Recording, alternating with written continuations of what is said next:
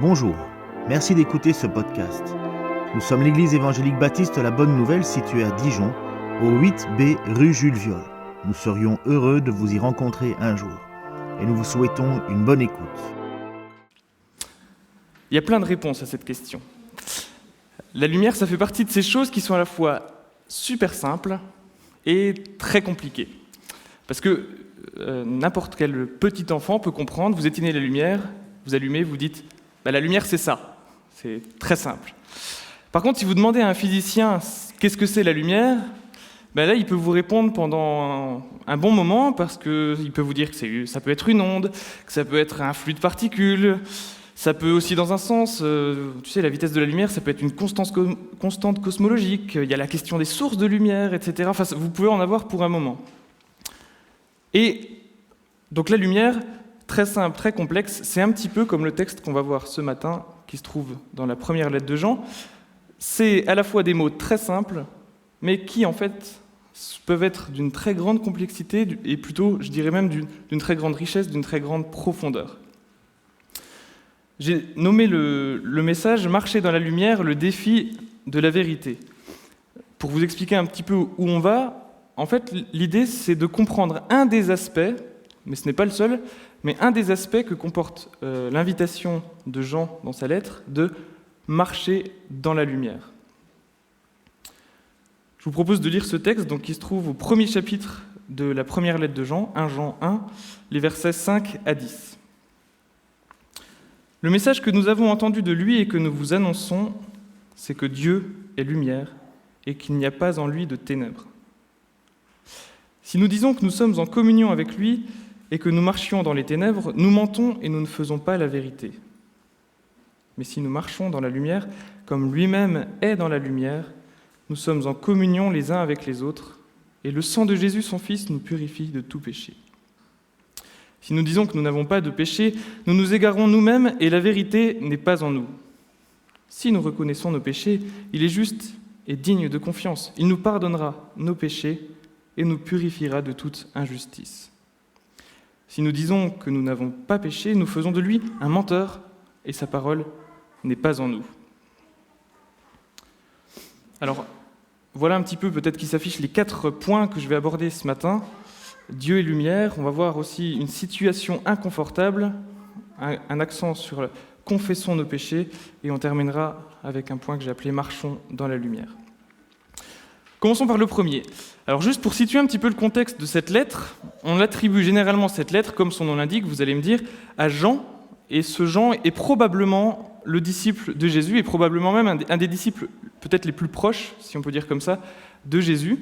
Probablement aussi donc l'auteur du 4e évangile, l'évangile de Jean, et très certainement également celui qui a reçu la révélation, c'est-à-dire le dernier livre de la Bible, l'Apocalypse, c'est probablement aussi l'auteur. Ce qu'on doit retenir pour nous aujourd'hui, c'est que Jean, ce n'est pas n'importe qui. Et d'ailleurs, quand il écrit dans cette lettre, il n'argumente pas, il affirme. Ou plutôt, il réaffirme des vérités, des points fondamentaux à des églises qui en avaient bien besoin à ce moment-là. Il a l'autorité parce qu'il a ce statut, tout le monde sait que ce n'est pas n'importe qui, et puis probablement aussi qu'il écrit à la fin de sa vie. Donc si on s'imagine, peut-être ça peut être utile de s'imaginer ça parce qu'on sera peut-être plus attentif de cette manière-là, que ce texte, on imagine qu'on est autour de Jean, un des disciples les plus proches de Jésus, qui nous écrit à la fin de sa vie de disciple, sûrement très singulière, sûrement mouvementée, d'après ce qu'on sait, et qui nous rappelle des vérités fondamentales. L'une de ces affirmations, l'une de ces vérités, elle est très simple. Dieu est lumière. Je ne sais pas ce que ça évoque pour vous, mais je pense que ça peut évoquer beaucoup de choses. Parce que l'image de la lumière, c'est transversal dans toute la Bible, et d'ailleurs pas que dans la Bible, en fait dans toute la littérature, dans le monde, c'est un contraste qu'on comprend très bien. Ténèbres, lumière, comme je disais en introduction, il n'y a rien de plus clair. On le retrouve dans les livres, dans l'histoire, même dans les symboles, dans les films. Je me suis dit que j'allais quand même vous donner un exemple qui vaut ce qui vaut aussi. Par exemple, vous connaissez peut-être Star Wars. Quel est le mal dans Star Wars? On appelle le côté obscur. Le méchant dans Star Wars, par exemple, s'appelle Dark Vador. Donc vous voyez, c'est juste pour dire que c'est un contraste qu'on comprend et qu'on retrouve partout, obscurité, lumière. C'est ce que je disais à la fois très simple. Jean nous dit, le message que nous avons entendu de lui et que nous vous annonçons, c'est que Dieu est lumière et qu'il n'y a pas en lui de ténèbres. Ça pose d'emblée une idée fondamentale, c'est que Dieu est par essence infiniment bon et que le mal ne fait pas partie de lui, ne vient pas de lui. Mais, et c'est pour ça que j'ai introduit mon message avec cette histoire de simplicité-complexité, je pense que cette affirmation dans cette lettre de Jean va aussi beaucoup plus loin que ça. C'est tout l'art de Jean, employer des mots simples, mais au sens multiple et profond. Alors pour comprendre cela rapidement, je vous propose un petit plongeon, un espèce de parcours biblique qui n'est pas du tout exhaustif, mais j'ai choisi un certain nombre de versets où la lumière correspond à un attribut de Dieu. Et en fait, je me suis aperçu qu'il y en avait beaucoup. C'est pour ça qu'à un moment, je me suis arrêté, parce que sinon, j'allais y passer un moment. Je ne vais pas lire tous les versets, ils s'affichent. Si vous voulez, je pourrais vous les communiquer après, mais vous pourrez aussi les chercher. Mais premier attribut qui correspond souvent à la lumière, Dieu est saint. Dieu est au-dessus de tout. Peut-être, là je peux lire le verset, 1 Timothée 6, verset 16, lui qui seul possède l'immortalité, qui habite une lumière inaccessible qu'aucun homme n'a vue ni ne peut voir, à lui l'honneur et pouvoir éternel. Un autre attribut, Dieu est glorieux, revêtu d'éclat et de magnificence, il s'enveloppe de la lumière comme d'un manteau. Dieu est source de toute vie. Dieu se révèle, se rend visible. Je rappelle peut-être 3 modes de révélation un peu principaux qu'on voit dans sa parole, par sa création, par sa parole, et bien sûr par Jésus. À nouveau, d'autres versets en parlent. Dieu est infiniment juste et bon. Là aussi, souvent, c'est mis en parallèle avec cette image de la lumière. Dieu nous guide. Et celui-là, je le lis aussi parce qu'il est très connu. « Ta parole est une lampe pour mes pieds, une lumière pour mon sentier ». C'est un verset que souvent on connaît. Dieu nous enseigne aussi par sa parole. Tes préceptes sont une lampe, l'enseignement une lumière. Dieu sauve. Vous connaissez aussi peut-être ce verset, « Le Seigneur est ma lumière et mon salut. De qui aurais-je peur ?» Et Dieu donne la vie. Je m'arrête là en vous laissant peut-être volontairement sur votre faim et peut-être pour vous encourager dès le début à méditer en fait cette affirmation « Dieu est lumière ». Je pense que c'est, en tout cas en faisant ce travail-là, je trouve que de méditer sur tout ce que ça implique de se dire que Dieu est lumière, ça nous pousse à l'adorer et à l'admirer.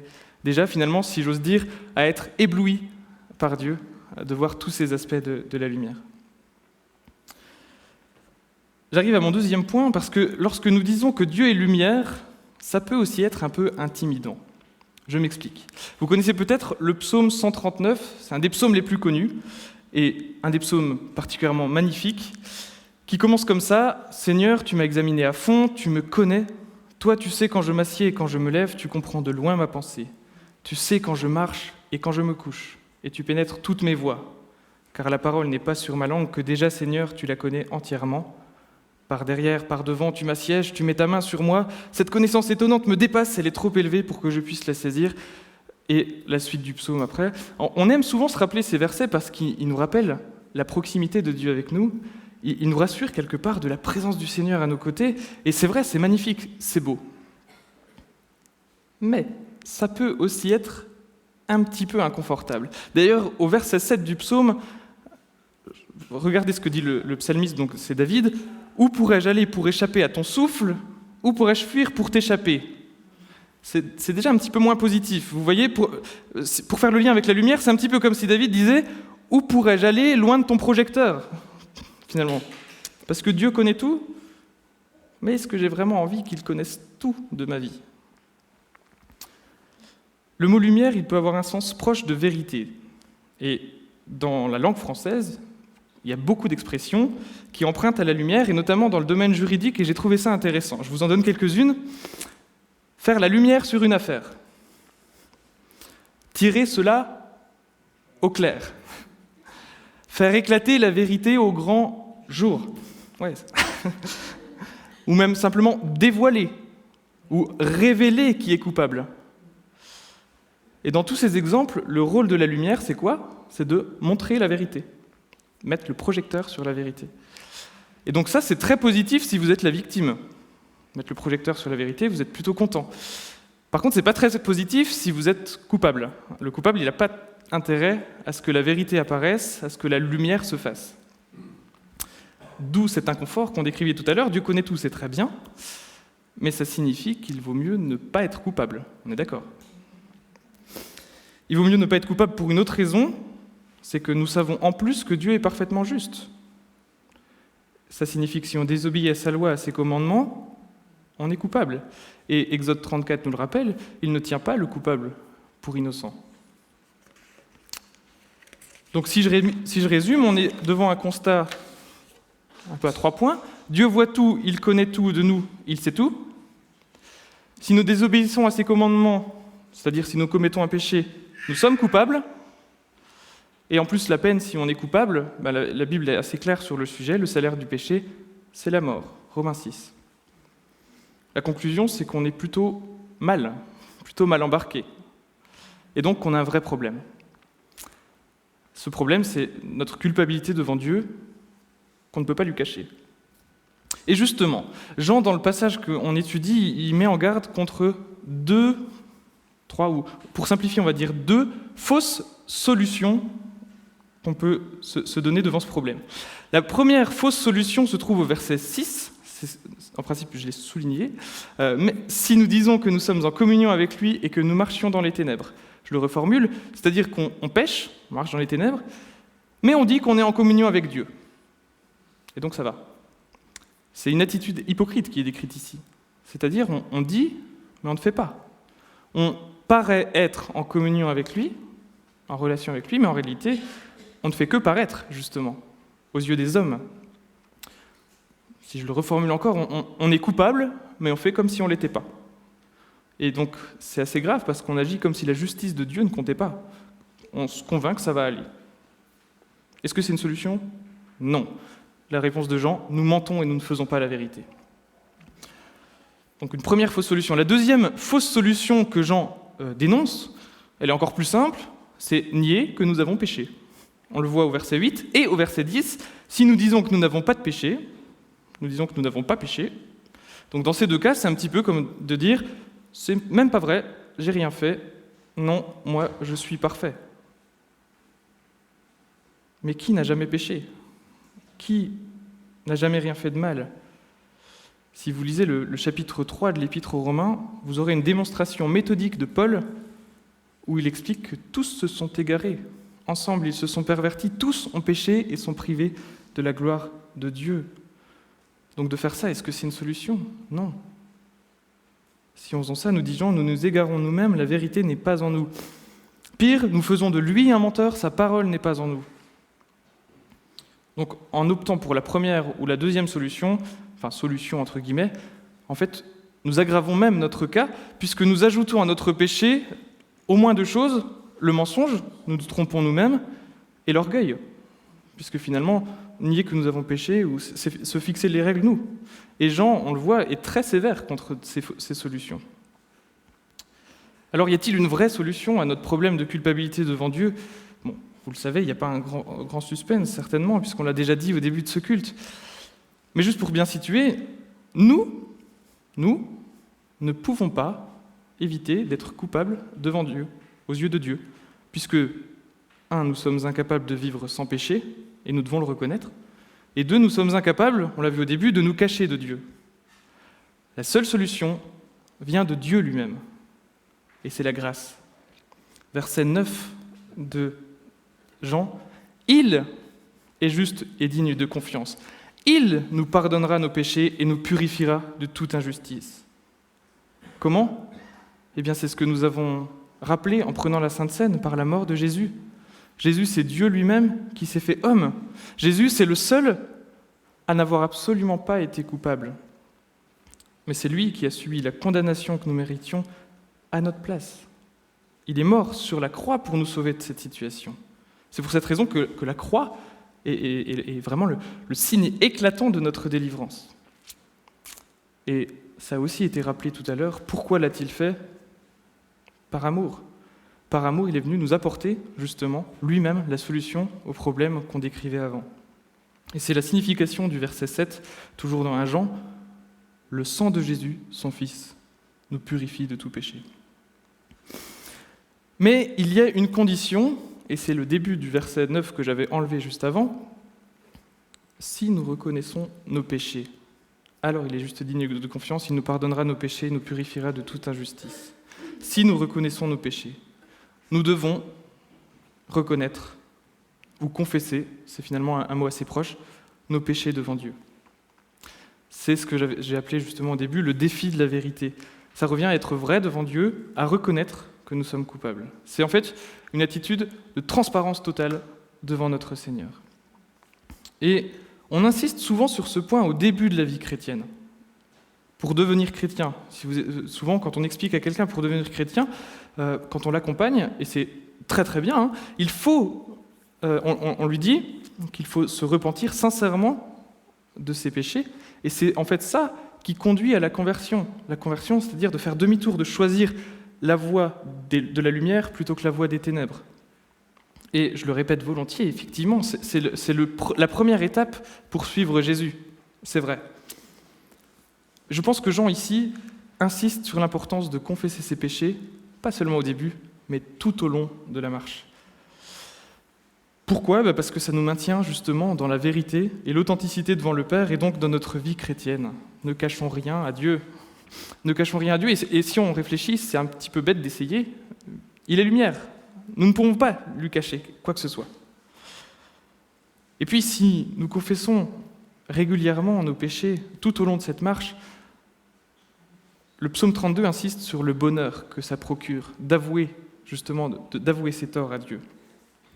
Quelques extraits du psaume 32. « Heureux celui dont la transgression est pardonnée, dont le péché est couvert. Je te fais connaître mon péché, je n'ai pas couvert ma faute. J'ai dit, je reconnaîtrai mes transgressions devant le Seigneur, et toi, tu as pardonné ma faute, mon péché. » Ça fait vraiment écho au verset 9 qu'on lisait juste avant. J'aimerais faire quelques remarques sur cette prière de confession régulière que je nous encourage à entretenir. Elle nous maintient dans l'humilité et elle nous maintient dans la crainte de Dieu. La prière de confession régulière, elle nous aide à prendre conscience, en fait, finalement, à regarder en face nos manquements, à regarder en face ce que nous faisons mal, à regarder en face nos infidélités. Et elle contribue aussi à nous faire détester le péché. Et ça, c'est important parce que c'est en détestant le péché, en ayant horreur, que ça nous aide à nous en détourner, à nous détourner de nos mauvaises voies. Et si on va un peu plus loin, en faisant cela régulièrement, à chaque fois qu'on prie, en confessant nos péchés à Dieu, nous serons émerveillés de la grâce de Dieu. Parce que c'est quand je m'humilie devant Dieu que ça me rappelle que malgré mes faiblesses, malgré mes imperfections, il s'intéresse à moi, il m'aime et il m'offre sa grâce, il me pardonne. Et voilà qui enlève un poids qui peut parfois être écrasant, le poids de la culpabilité. La prière de confession, enfin, fait jaillir aussi, je pense, une prière de reconnaissance. Parce que justement, quand on est émerveillé de la grâce de Dieu, alors tout à coup, on devient vraiment reconnaissant pour ce cadeau gratuit que Dieu nous fait d'avoir donné son Fils, pour que nous puissions être pardonnés totalement. Et c'est là où peut-être le psaume 32 que j'ai lu juste avant prend tout son sens. Heureux celui qui est pardonné.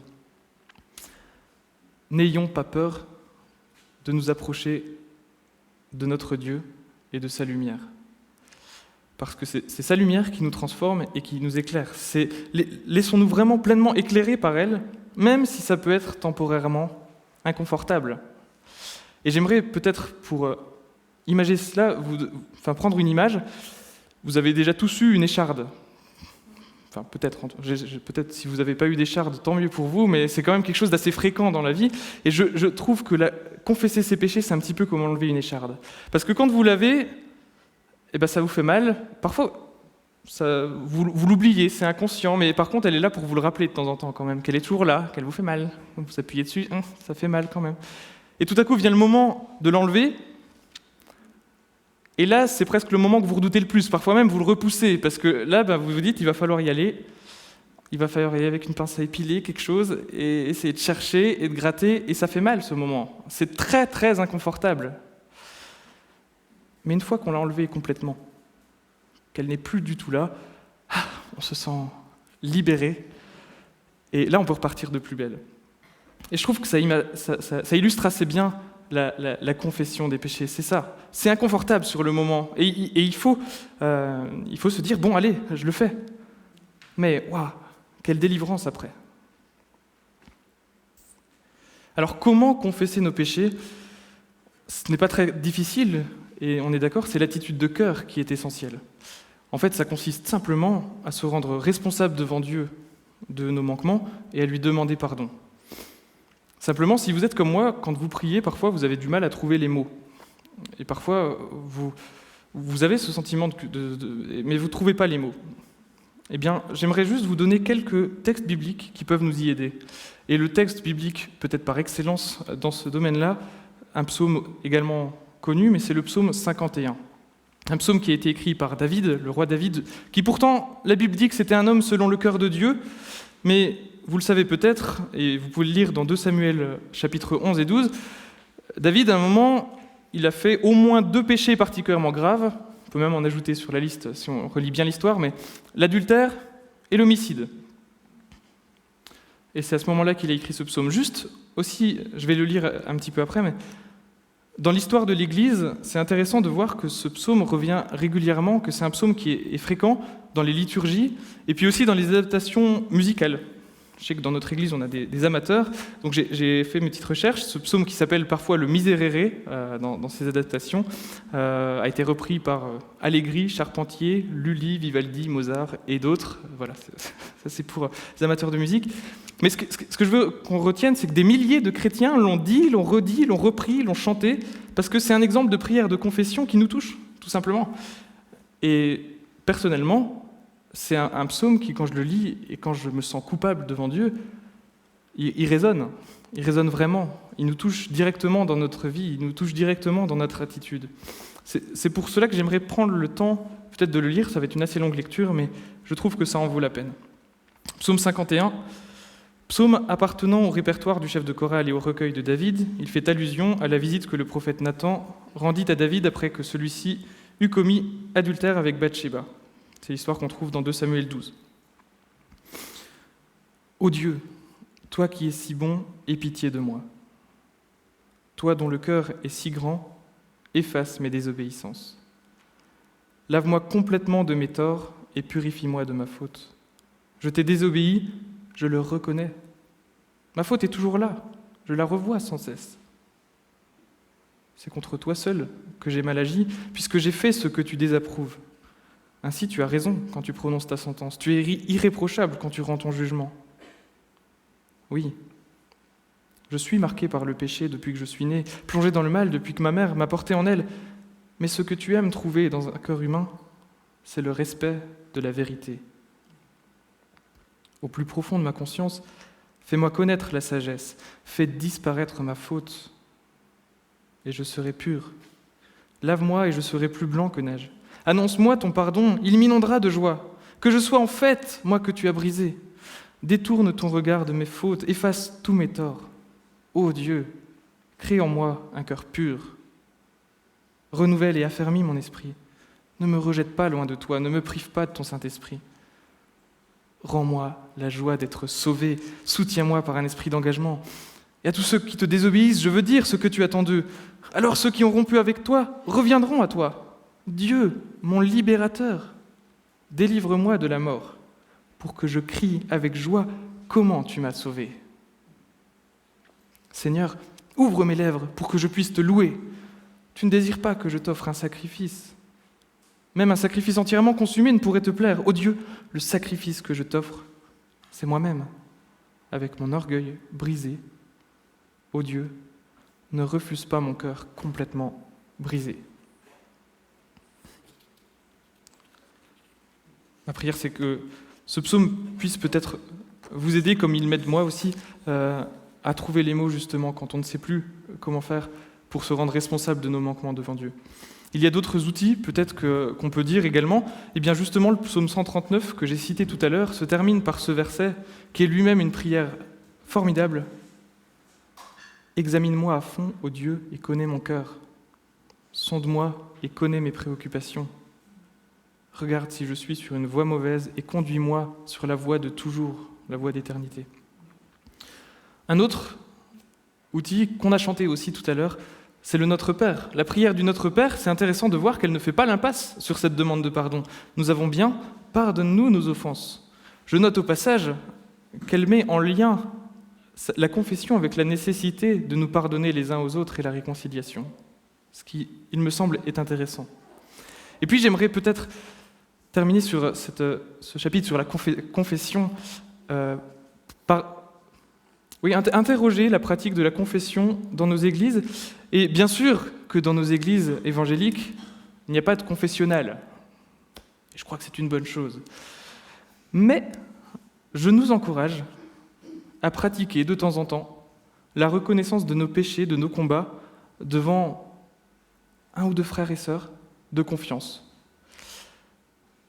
Jacques, chapitre 5, verset 16, nous y encourage. « Confessez donc vos péchés les uns aux autres et priez les uns pour les autres. » Peut-être que ce n'est pas une pratique habituelle dans nos vies chrétiennes, peut-être, mais j'aimerais quand même nous encourager dans ce sens, parce qu'il faut du courage, il faut beaucoup de courage pour avouer certains combats, certains péchés à un frère. Il faut du courage parce que ça nous oblige à nous humilier devant lui, à être complètement vrai devant l'autre. Mais c'est la même chose avec Dieu. C'est exactement pareil. Donc je pense que c'est un excellent exercice, parce que c'est ce que nous sommes appelés à faire devant Dieu. Et puis même d'en parler à un frère, qu'est-ce que ça peut être libérateur ? Peut-être certains d'entre nous l'ont déjà expérimenté, sans doute.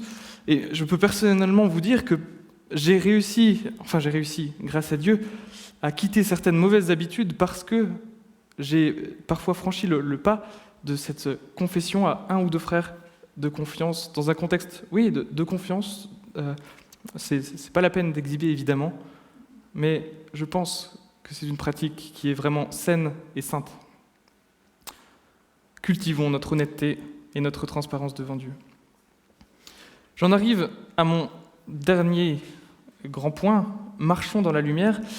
Et pour ça, je vous propose que, c'est un petit peu comme une grande conclusion, qu'on analyse ensemble le verset central de notre passage. C'est le verset 7. Et pour ça, j'ai utilisé l'image de tout à l'heure, quelques coups de projecteur à différents endroits du verset. On va essayer ensemble. Ça va, Sam ? T'es prêt ? Merci. Premier morceau, nous marchons dans la lumière. Jean nous invite à marcher dans la lumière. Arrêtons-nous quelques secondes sur le verbe marcher. Marcher, c'est un mouvement, c'est quelque chose d'actif. Marcher, on marche sur quoi généralement ? Sur un chemin. Ça veut dire qu'on n'est pas arrivé, mais qu'on va vers un but, nous rapprocher toujours un peu plus de Dieu. Marcher, ça signifie aussi progresser, avancer sur le chemin, petit à petit. Et puis il nous dit, nous marchons dans la lumière. J'en ai beaucoup parlé au début déjà. Je rappelle qu'il y a plusieurs composantes qu'on peut trouver dans la première lettre de Jean. Donc une, c'est marcher dans la vérité, c'était vraiment le cœur du message là. Mais il y a d'autres aspects que je mentionne au passage. Marcher dans la lumière, c'est aussi marcher dans la justice. Et c'est là où on peut parler d'obéissance, de chercher la volonté de Dieu. Et puis, un thème cher à Jean également, marcher dans l'amour. Et Jean insiste énormément sur ce point. En lisant la première lettre de Jean, je me suis aperçu qu'il y avait une expression qui était presque synonyme de marcher dans la lumière, ça peut peut-être nous aider à la comprendre, c'est tout simplement demeurer en Dieu. Demeurer en Dieu. Donc, premier coup de projecteur, nous marchons dans la lumière. Si on déplace un peu le projecteur, comme lui-même est dans la lumière. Nous marchons dans la lumière comme lui-même est dans la lumière. Ça rejoint tout ce qu'on a dit sur Dieu et lumière. Nous marchons en demeurant en lui. Et ce verset, je crois, nous invite vraiment à suivre Jésus, à marcher comme lui a marché. On déplace un peu le projecteur sur un tout petit mot, le mot « si », mais que je trouve intéressant parce que, alors j'espère que vous allez me suivre, mais si nous marchons dans la lumière comme lui-même est dans la lumière, c'est une conjonction « si » qui invite une conséquence. Et justement, on a finalement cette petite promesse avec ce mot, qu'il y a une ou plusieurs conséquences à marcher dans la lumière, et on va voir qu'il y en a deux. On les verra avec un petit peu tout à l'heure. Avant ça, un autre coup de projecteur sur le « mais ». Le « mais », c'est aussi une conjonction qui nous rappelle qu'il y a quelque chose qui est opposé à marcher dans la lumière. Marcher dans la lumière, c'est la voie opposée à celle qui consiste à marcher dans les ténèbres. Et il importe vraiment de l'éviter et de s'en détourner.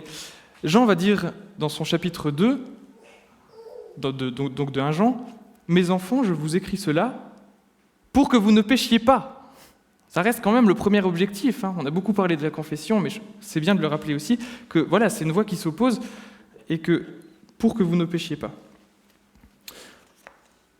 Et avec le coup de projecteur suivant, on voit une première conséquence.